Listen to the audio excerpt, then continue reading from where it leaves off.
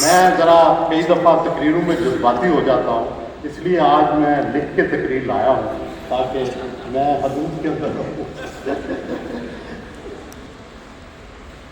جناب صدر پاکستان، میرا آج جو موضوع ہے وہ ہے کہ وارث میر نہ ہوتا تو کیا ہوتا۔ وارث میر کون ہے؟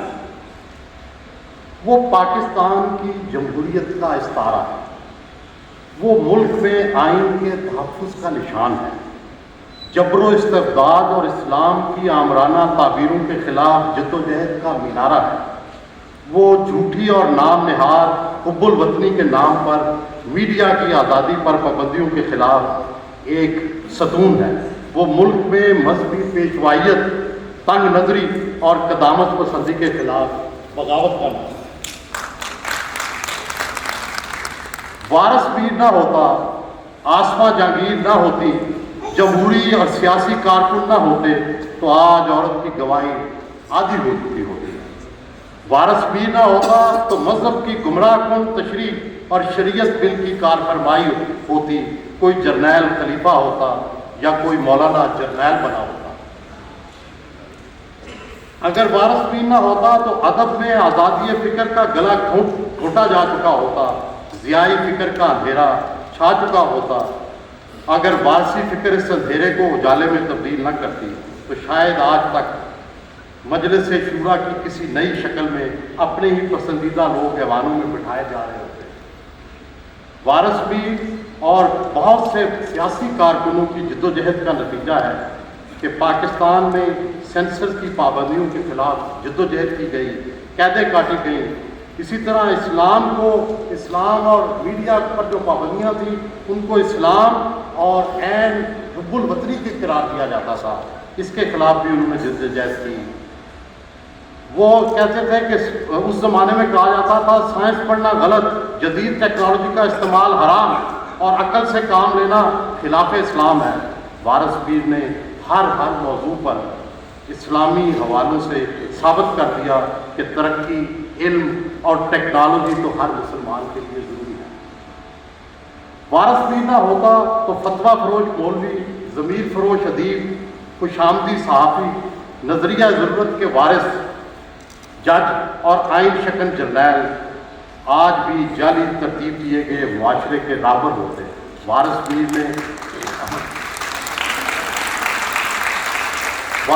نے کہیں خوشامد کے بت کو توڑا تو کہیں ضمیر فروشی کا پردہ چاک کیا، کہیں نظریہ ضرورت کو ننگا کیا اور کہیں آئین توڑنے والے جرنیلوں کو للکارا۔ کبھی انہوں نے مذہب اور جہاد کی غلط تشریحات کو دلائل سے شکست دی اور اسی طرح وہ حقوق نسواں کے مخالفوں سے خود لڑائی لڑتے رہے اور انسانی حقوق کی جدوجہد میں خود شریک رہے۔ وہ پکار کر کہتے رہے، لکھنے والے کا قلم قوم کی امانت ہوتا ہے۔ ان کا ایمان تھا کہ سچ لکھنے کے لیے انہیں دل میں انگلیاں ڈبو کر لکھنا پڑتا ہے۔ وہ یقین رکھتے تھے کہ جدید سیاست کی بنیاد روشن فکری اور ترقی پسندی پر رکھی جانی چاہیے۔ وہ مسلمان معاشروں میں جدیدیت اور ترقی پسندانہ سوچ کے حامل دانشور تھے۔ وہ دنیا بھر کے جدید مفکروں کی مثالیں دے کر لوگوں کو قائل کیا کرتے تھے کہ مستقبل کا راستہ عقل اور سائنس ہے۔ وارث میر نہ ہوتا تو کون لکھتا کہ پاکستان کے مامے اور صوبائی کو پختائی؟ یہ ان کے ایک آرٹیکل کا عنوان ہے، پاکستان کے مامے اور صوبائی کو پختائی۔ وارث میر نہ ہوتا تو 18ویں ترمیم کے لیے پنجاب کا ذہن کون تیار کرتا؟ وارث میر نہ ہوتا، جیسے اہل و فکر و دانشور نہ ہوتے تو پاکستان میں کیسے یہ احساس ہوتا کہ ہم بنگالیوں کے ساتھ زیادتیاں کرتے رہے ہیں اور اب بھی ہم چھوٹے صوبوں کو برابری کا حق دینے سے ہچکچاتے ہیں۔ وارث میر ہی تھے جنہوں نے فیک نیوز کے فتنے کو پہلے سے بھانپا اور ان کا ایک کالم کا عنوان ہے جھوٹے ذرائع ابلاغ۔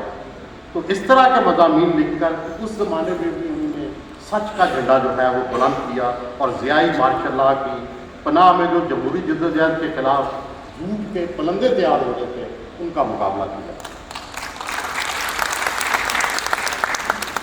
جناب صدر، میری طالب علمانہ رائے میں دانشور وہ شخص ہوتا ہے جو معاشرے کا تجزیہ کر کے اپنے علم، شعور اور دانش و تحقیق سے اس کی اصلاح کا راستہ متعین کرے۔ وارث میر معاشرے کا ناقدانہ جائزہ لے کر بے خوفی اور جرأت سے تحقیق اور دانش کے اسلحے سے مسلح ہو کر جو کہتے رہے وہ آج سچ ہو رہا ہے، اور کل کا جو مستقبل ہے، آنے والا مستقبل، ان کے تجزیوں کو مزید نمایاں کر دے۔ فرانس عقل و خرد کا مرکز رہا ہے۔ وارث میر کے بہت سارے مضامین فرانس کے اندر عقل و شعور کے اندر جو وہاں جدوجہد ہوتی رہی وہ لکھتے تھے۔ کسی فرانس کا واقعہ ہے کہ الجزائر میں فرانسیسی فوجیں الجزائر میں ظلم ڈھا رہی تھی، تو وہاں کے سب سے نامور دانشور ژان پال سارتر نے آواز بلند کی کہ الجزائر کے اندر ظلم بند کیا جائے۔ تو سارتر کے ایڈوائزرز نے اس کو مشورہ دیا کہ ڈگال کو قید کر دیا جائے، تو ڈگال نے وہ تاریخی فکرہ کہا، سارتر تو فرانس ہے، کیا کوئی فرانس کو قید کر سکتا ہے؟ تو دانشور کا یہ درجہ معزز سامعین، فرض کریں کہ وارث میر آج زندہ ہو تو یہ ضرور لکھ رہے ہوتے کہ ملک میں آئین کی عملداری ہو، جمہوریت کو اس کی روح کے مطابق نافذ عمل ہونا چاہیے، میڈیا کو بین الاقوامی معیار کے مطابق آزاد ہونا چاہیے، مذہبی انتہا پسندی کا تدارک کرنا چاہیے، اقلیتوں کے ساتھ ناروا سلوک پر ریاست کو اپنی پوری طاقت استعمال کرنی چاہیے۔ وہ ہوتے تو عدلیہ کو مشورہ دے رہے ہوتے کہ نظریہ ضرورت کے مطابق آئین کی تشریح نہ کریں، وہ تشریح کریں جس سے جمہوری آزادیاں مضبوط ہوں۔ آئین ساز جو چاہتے تھے اس پر عمل درآمد ہونا چاہیے۔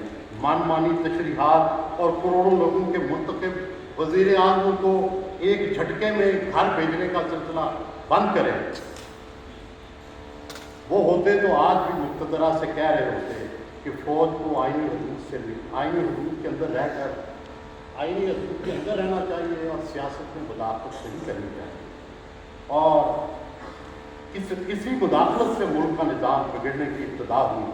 وہ زندہ ہوتے تو دانشوروں اور صحافیوں کو بھی منع کر رہے ہوتے کہ دشنام، گالی اور جھوٹ کی مدد سے پروپیگنڈا نہ کریں۔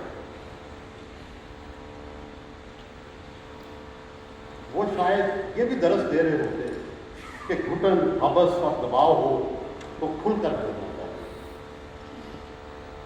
کیونکہ معاشرے کو خیالات کی تازہ آکسیجن نہ ملے تو وہ معاشرہ مردہ ہوتا ہے۔ کسی بھی معاشرے کی صحت جانی ہو تو دیکھنا چاہیے کہ کیا وہاں تنقیدی آوازیں بلند ہو رہی ہیں۔ اگر وہ آوازیں سنیں تو سمجھیں کہ ہم ابھی زندہ ہیں، اگر یہ آوازیں کم ہو جائیں یا بند کر دی جائیں یا انہیں خاموش کرا دیا جائے تو پھر وہ معاشرہ زوال کا شکار ہو رہا ہوتا ہے۔ مارشل لا کے جبر کے خلاف وارث میر کی لڑائی سیاسی کارکنوں، صحافیوں اور دانشوروں کی قربانیوں ہوئی وہ وجہ تھی کہ جمہوریت بحال ہوئی۔ آج کل پھر جمہوری آزادیوں پر کئی ننگی تلواریں وار کرنے کو ہیں۔ ہمیں وارث میر اور ان کی فکر کو ہمہ وقت یاد رکھنے اور اسے عام کرنے کی ضرورت ہے۔ جناب صدر، آخر میں وارث میر صاحب کی وساطت سے ہی میں یہ عرض کرنا چاہتا ہوں کہ زمانہ حال میں آئین تو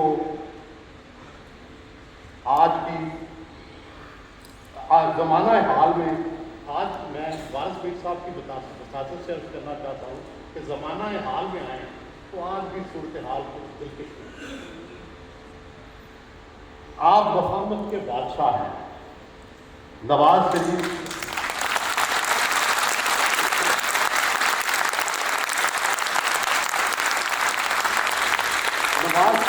اور پیپلز پارٹی کے ساتھ نفرت اور لڑائی کے دور میں مجھے اچھی طرح یاد ہے آپ نے اور محترمہ بے نظیر بھٹو نے خود جدہ جا کر انتقام کے دائرے کو توڑ ڈالا تھا۔ وفامت اسی سوچ سے چارٹر آف ڈیموکریسی کی راہ ہموار ہوئی تھی۔ محترمہ بے نظیر بھٹو نے پاکستان واپس آنے سے پہلے ایک دانشورانہ اور فاضلانہ کتاب لکھی جس کا نام ریکنسیلیشن یا مفاہمت ہے۔ اسی تقریب سے فائدہ اٹھا کر میں یہ عرض کرنا چاہتا ہوں کہ مفاہمت کا بادشاہ خاموش کیوں ہے؟ جبکہ پاکستان کے اندر بہت بڑا سیاسی بحران ہے، پاکستان کے اندر بہت بڑا معاشی بحران ہے، اور جتنی مفاہمت کی کبھی ضرورت تھی آج اس سے کہیں زیادہ ضرورت ہے۔ تو مفاہمت کے بادشاہ سے میری درخواست ہے کہ آپ میدان میں اتریں اور یہ مشکل مرحلہ بھی آپ ہی سر کریں۔ بہت بہت شکریہ۔ بہت